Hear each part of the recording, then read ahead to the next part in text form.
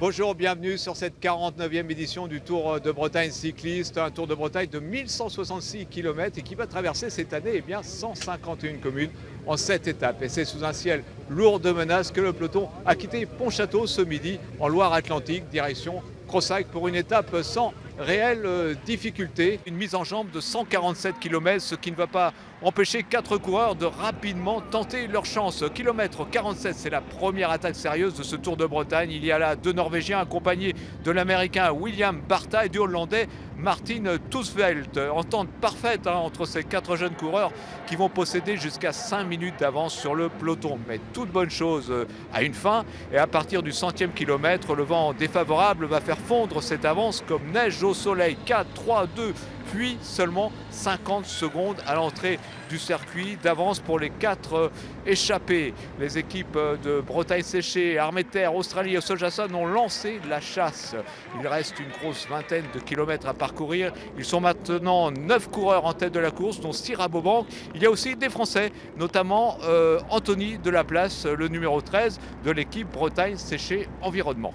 On s'est bien fait mal aux jambes dans le final pendant 30 km, mais bon. C'est comme ça. Après, c'est vrai que c'est plus la victoire d'étape. L'objectif premier de Bretagne, c'est de gagner une étape. On a vu aujourd'hui que c'était pas une chose facile. Voilà. Oui, Anthony Delaplace a tenté sa chance en vain, ça va très vite, dernier passage sur la ligne, les 9 échappés ont encore une petite quinzaine de secondes d'avance et miracle, ils vont tenir face au peloton. L'arrivée se joue au sprint et à ce petit jeu, c'est Adrien Steen qui s'impose devant Loïc Vliegen, suivi de Sébastien Delfosse. Vous avez pu évidemment le constater, il n'y a aucun Français dans les 5 premiers à l'arrivée de cette première étape entre Pontchâteau et puis Crossac. Alors qui peut s'imposer sur ce Tour de Bretagne? Les équipes étrangères ou qui sait, peut-être un coureur breton? Jean-Marc Seignet et Christophe Rousseau se sont penchés sur la question, la tête dans le guidon. Avec un plateau international des plus relevés, le Tour de Bretagne 2015 fait naître cette année encore de belles ambitions du côté des équipes françaises. Bretagne Séché, en alignant des coureurs de tout premier plan, ne masque pas ses intentions sur une épreuve qui lui a rarement souri. C'est vrai que Paris-Roubaix, ça s'est bien passé, Trombre-Léon, ça s'est bien passé.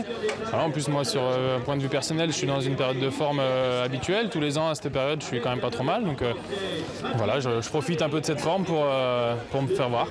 L'équipe brest-iroise a elle aussi des rêves de bouquet et elle place beaucoup d'espoir dans le jeune Franck Bonamour, très en verve depuis le début de saison. Franck a découvert le Tour de Bretagne l'année dernière.